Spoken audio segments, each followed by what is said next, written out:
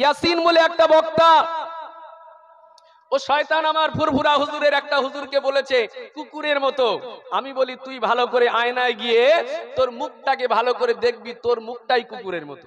আমরা রসুলের মোহাব্বতে, রসুলের ভালোবাসায় আমরা উঠে দাঁড়িয়ে কিয়াম করি তো নাকি? সালাম পড়ি না? আজকে একদল হুজুর তারা বলছে এটা বেদাত।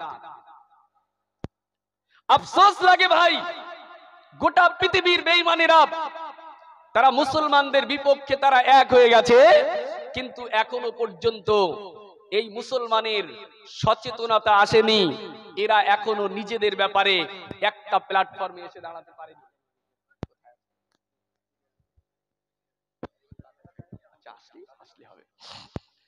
সুসংবাদ, খুশির খবর, আমাদের ভাইজান যার অপেক্ষায় আমরা আজকে অপেক্ষমান এখানে বসে আছি, তিনি ইতিপূর্বেই এসে গেছে। তিনি কিছুক্ষণের মধ্যেই আমাদের মাহফিলে হাজির হবেন। আপনাদের চিন্তার কোনো কারণ নাই, আপনারা সকলে এসে মাহফিলের মধ্যে বসে যান। কয়েক মিনিটের মধ্যেই তিনি এখানে আসবেন। হয়তো এই জায়গায় আপনারা আর বসতে পারবেন না, জায়গা খুঁজে পাবেন না।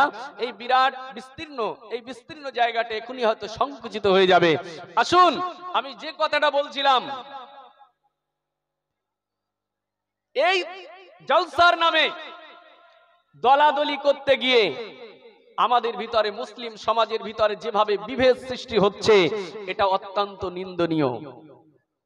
ওই বক্তা, বিশেষ করে যারা ফিতনা ছড়াচ্ছে জলসার নামে স্টেজে উঠে, তাদের নাম না বললেই নয়, কিন্তু এরপরেও বলে সতর্ক করতে হয়। যারা আমাদেরকে বিভ্রান্তির ভিতরে ফেলে দিচ্ছে, তাদের মধ্যে প্রায় 1-1.5 বছর হয়েছে সে আমাদেরকে দাদা হুজুরের মাসলাকের উপরে ব্যাপকভাবে আঘাত এনেছে।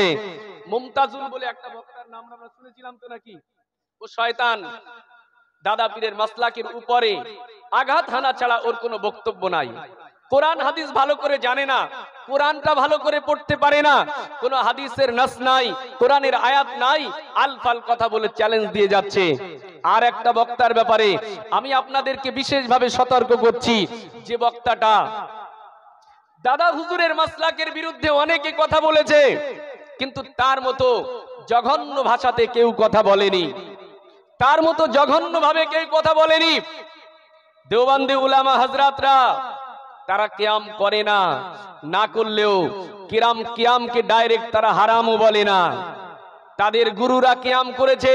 হাজী ইমদাদুল্লাহ মাহাজিরে মক্কি রহমাতুল্লাহ আলাইহি, তিনি রাসূলুল্লাহর শানে কিয়াম করেছে। প্রিয় মুসলমান, অতএব তাদের গুরুরা রাসূলুল্লাহর শানে দাঁড়িয়ে সালাম পড়ে প্রমাণ করে গিয়েছে, এখানে তারা চড়াও হয় না, বেশি তারা বিরোধিতা করে না। কিন্তু আজকে সেই দেওবন্দি জামাতের নাম করে একজন অসভ্য বর্বর বক্তা, যার চেহারার দিকে চেয়ে দেখলেই বুঝতে পারবেন, এর চেহারাই বলে দেবে এ অসভ্য, এ বিয়াদব, এ শয়তান ছাড়া আর কিছু হতে পারে না। নামটা তার ইয়াসিন। ইয়াসিন বলে একটা বক্তা, ও শয়তান আমার ফুরফুরা হুজুরের একটা হুজুরকে বলেছে কুকুরের মতো। আমি বলি তুই ভালো করে আয়নায় গিয়ে তোর মুখটাকে ভালো করে দেখবি, তোর মুখটাই কুকুরের মতো। প্রিয় মুসলমান, ও শয়তান অসভ্য বর্বর কিয়ামের ব্যাপারে ডাইরেক্ট চ্যালেঞ্জ করছে যে কিয়াম হাদিস কোরআন থেকে প্রমাণ নাই। নিজে একটা কোরআনের আয়াত পড়তে পারে না, অথচ সে চ্যালেঞ্জ করছে বারবার, শুধু চ্যালেঞ্জ ছাড়া আর কিছু না। কোরআনের আয়াত পড়লেই আলফাল কোরআনের আয়াত, ভালোভাবে তেলাওয়াত করতে জানে না, অথচ সে সব সময় চ্যালেঞ্জ করে বেড়াচ্ছে কে আমার সামনে এসে বলো, কে আমার সামনে আসবে, অথচ ওর সামনে কে মুখ লাগাতে যাবে। এরপরেও হয়তো সাধারণ মানুষ মনে করছে সে হয়তো বিরাট বড় একটা আলেম। আসলে তার বক্তব্যগুলো আমরা শুনে দেখেছি, বক্তব্যের ভিতরে কোরআন হাদিস নাই। আসুন, সে দাবি করেছে, তার দাবি কিয়াম হারাম, হারাম হারাম, কিয়াম করা যাবে না, কিয়াম করবে, কিয়াম করলেই হারাম কাজ হবে। আমি বলছি, আমার দাদা হুজুর পীর কেবলা রহমাতুল্লাহ আলাইহি যে মাসলাক আমাদের কাছে দিয়ে গিয়েছে, দাদা হুজুর যে আমল আমাদের কাছে দিয়েছে, কোনো দিন সেটা বেদাত হতে পারে না। জোরে বলুন সুবহানাল্লাহ। ও আজকে একটা বক্তব্যের ভিতরে উল্লেখ করেছে যে কিয়াম আবিষ্কার হয়েছে 150 বছর আগে, কিয়াম শুরু হয়েছে 150 বছর আগে। এই জায়গাটাই তো একেবারে ডাইরেক্ট ইতিহাস ভুল করে ফেললো। শুনে রাখেন, আমি এমন একজন মানুষের নাম করছি জানাকে ছাড়া এই ভারতবর্ষের জমিনে উপমহাদেশের ভিতরে কোন আলেম নিজেকে আলেম হিসাবে কল্পনা করতে পারবে না। সেই আলেমকে যদি না মানে, সেই আলেমকে যদি না মানে, নামটা তার হচ্ছে শেখ আব্দুল হক মুহাদ্দিস দেহলভী রহমাতুল্লাহ আলাইহি। শেখ আব্দুল হক মুহাদ্দিস দেহলভী রহমাতুল্লাহ আলাইহি, তানার জন্ম ইংরাজি 1703 খ্রিস্টাব্দে। 1703 তার জন্ম। শেখ আব্দুল হক মুহাদ্দিস দেহলভী রহমাতুল্লাহ আলাইহি 1762 খ্রিস্টাব্দে যার মৃত্যু। তিনি আজ থেকে 150 বছর আগে না, প্রায় 400 বছর আগে তিনি কিয়াম করে তিনি নিজের কাছে এই আমলটাকে সবথেকে শ্রেষ্ঠ আমল বলে নিজে বিবেচিত করে আমাদেরকে এই কিয়ামের আমলের শিক্ষা দিয়েছে। এটা শুধু দাদা হুজুর পীর কেবলা থেকে নয়, তিনি এমন একজন ব্যক্তি শাহ আব্দুল হক মুহাদ্দিস দেহলভী রহমাতুল্লাহ আলাইহি, যাকে বলা হয় মারকাজুল আসানিদ। সর্বপ্রথম এই ভারতবর্ষের জমিনে সর্বপ্রথমে যিনি হাদিসের সনদ নিয়ে এসেছিলেন, যত মুহাদ্দিস আছে সকল মুহাদ্দিসের সনদ গিয়ে যার কাছে মিলবে তিনি হচ্ছে আব্দুল হক মুহাদ্দিস দেহলভী রহমাতুল্লাহ আলাইহি। তিনি তার জীবনে একটা কিতাব লিখেছে, কিতাবটার নাম হচ্ছে আখবারুল আখইয়ার। এই আখবারুল আখইয়ারের ভিতরে তিনি স্পষ্টভাবে কিয়াম জায়েজ এবং তার কাছে কিয়ামটাকে সবথেকে শ্রেষ্ঠ আমল হিসাবে বিবেচিত করেছেন। জোরে বলুন সুবহানাল্লাহ। শাহ আব্দুল হক মুহাদ্দিস দেহলভী রহমাতুল্লাহ আলাইহি তিনি আখবারুল আখইয়ারের মধ্যে লিখেছেন, যেটি ফার্সিতে লেখা, পরবর্তীতে উর্দুতে ট্রান্সলেট হয়েছে। তিনি এই কিতাবটা লেখার পরে তার দোয়া মোনাজাতে এই কথাটা লিখেছে, আয় আল্লাহ, मेरे कोई अमल ऐसा नहीं है जिसे आपके दरबार में पेश करना के लायक समझो। मेरे तमाम अमाल में फसाद नीयत मौजूद रहते हैं। अलबत्ता मुझे हकीर फकीर का एक अमल सिर्फ तेरी जात पाक के इनायत की वजह से बहुत शानदार है, और ओह ये है कि मजलिस मिलादे मौके को पर खड़े होकर सलाम पढ़ता हो। जोरे बोलून सुभान अल्लाह। प्रिय मुसलमान, शाह আব্দুল হক মুহাদ্দিস দেহলভী রহমাতুল্লাহ আলাইহি তিনি তার আখবারুল আখইয়ারের মধ্যে স্পষ্টভাবে তিনি লিখেছেন, আল্লাহ, আমার জীবনে এমন কোন আমল নাই যে আমলটার ভিতরে কোন প্রকার ত্রুটি নাই, বরং আমি আমার জীবনে যত আমল করেছি সব আমলের ভিতরে কিছু না কিছু আমি ত্রুটি পেয়েছি। হুজুর লিখেছেন, কিন্তু আমার জীবনে আমি এমন একটা আমল করেছি যে আমলের ভিতরে কোনো ত্রুটি নাই, আমার ওই ভিতরে নিয়াতের ভিতরে কোনো সমস্যা নাই। সেটা হলো, আল্লাহ, আমার জীবনে একটাই আমল আমি খালেস হিসাবে পেয়েছি, সেটা হচ্ছে যখনই আমি রাসূলুল্লাহর শানে মিলাদ পড়েছি তো রাসূলুল্লাহর মিলাদে আমি দাঁড়িয়ে দাঁড়িয়ে কিয়াম করেছি। জোরে বলুন সুবহানাল্লাহ। আর একটু জোরে হবে না সুবহানাল্লাহ। প্রিয় মুসলমান, শাহ আব্দুল হক মুহাদ্দিস দেহলভী 350 বছর আগে তিনি নিজে মিলাদ করেছে, কিয়াম করেছে, এটাকে নিজের জীবনের সবচেয়ে শ্রেষ্ঠ আমল হিসাবে বিবেচিত করেছে। আর আজকে কোথাকার ইয়াসিন ভণ্ড ভাঁড়, দেখতেই তার ভাঁড়, সেই ভাঁড় বলছে কিয়াম করা হারাম। চ্যালেঞ্জ দিচ্ছে, তোমার চ্যালেঞ্জ আব্দুল হক মুহাদ্দিস দেহলভী রহমাতুল্লাহ আলাইহির কথায় 1 সেকেন্ড টিকতে পারবে না। এরপরে তাদের দাবি, কিয়াম করাতে কি কোনো দলিল আছে? কোরআন হাদিসের কোনো দলিল আছে? আমরা বলি হ্যাঁ, কিয়াম করার পক্ষে যেমন উলামা হযরতদের মত আছে, তেমনি ভাবে হাদিসেরও নাস পাওয়া যায়। জোরে বলুন সুবহানাল্লাহ। শুনে নেন, একটা হাদিস আপনাকে আমি শোনাবো, একটা হাদিস আপনাকে শুনিয়ে দেব আজকে।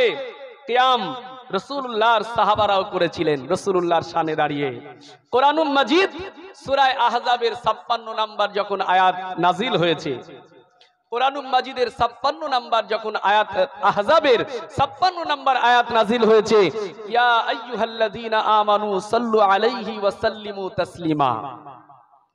আল্লাহ বলেন ইন্নাল্লাহা ওয়া মালাইকাতাহু ইউসাল্লুনা আলান নাবিয়্যি, আল্লাহ নিজে জানাচ্ছে নিশ্চয় আল্লাহ এবং তার ফেরেশতারা নবীজির উপরে দরুদ সালাম পেশ করে।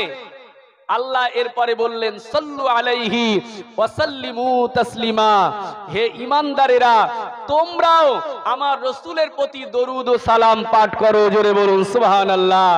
এই আয়াত যখন নাজিল হয়েছে সাহাবারা কি করেছিলেন? সাহাবায়ে কেরামরা রাসূলুল্লাহর শানে কিয়াম করেছিলেন।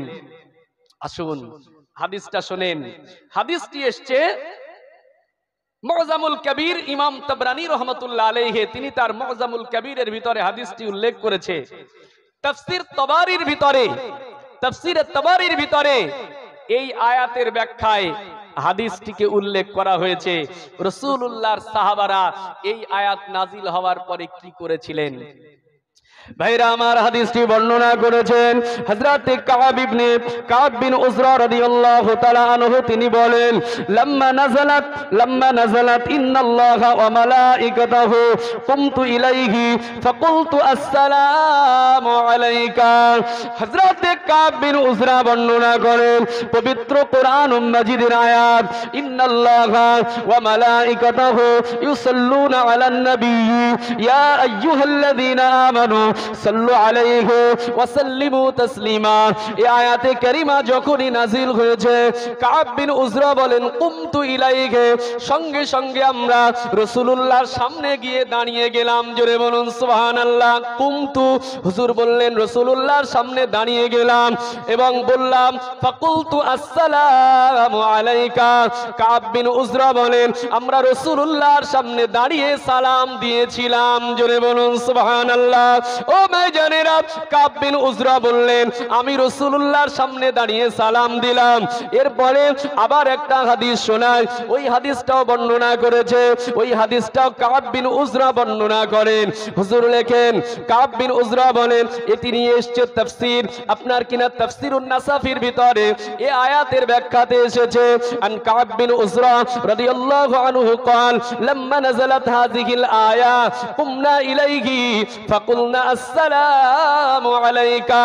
কাব বিন উজরা বর্ণনা করেছেন কোরআন মাজিদের সূরা আহজাবের 56 নম্বর আয়াত যখন নাজিল হলো ইন্নাল্লাহা ওয়া মালাইকাতাহু ইউসাল্লুনা আলান নাবিয়্যি ইয়া আইয়ুহাল্লাযীনা আমানু সাল্লু আলাইহি ওয়া সাল্লিমু তাসলিমা। এই আয়াত যখনই নাজিল হয়েছে কাব বিন উজরা বলেন কুমনা ইলাইহি ফাকুলনা আসসালামু আলাইক। হুজুর বলেন আমরা একসঙ্গে রাসূলুল্লাহর সামনে দাঁড়িয়ে গেলাম। আয়াতে কারিমা শুনে রাসূলুল্লাহর সামনে দাঁড়িয়ে আল্লাহ নবীকে আমরা একসঙ্গে সালাম দিয়েছিলাম। জোরে বলুন সুবহানাল্লাহ। অতএব কোরআন হাদিসের নস সালামের ব্যাপারে আছে।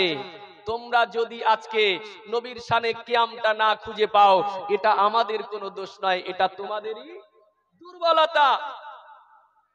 দাদা হুজুর কেবলা 40 খানা হাদিস পড়েছিলেন। দাদা হুজুর কেবলা 40টা হাদিসের সনদ নিয়েছিলেন। আমরা তো 40টা হাদিস মুখস্থ করতে পারি না।